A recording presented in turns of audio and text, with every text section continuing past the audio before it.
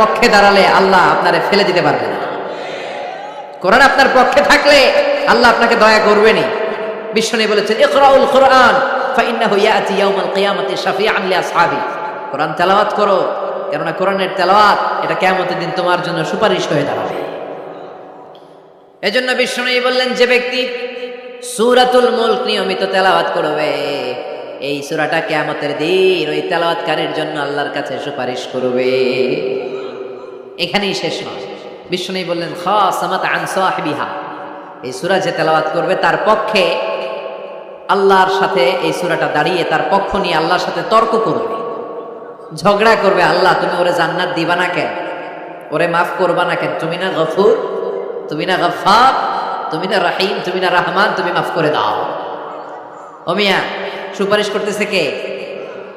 সূরাতুল মুলক। সুবহানাল্লাহ কইবেন না?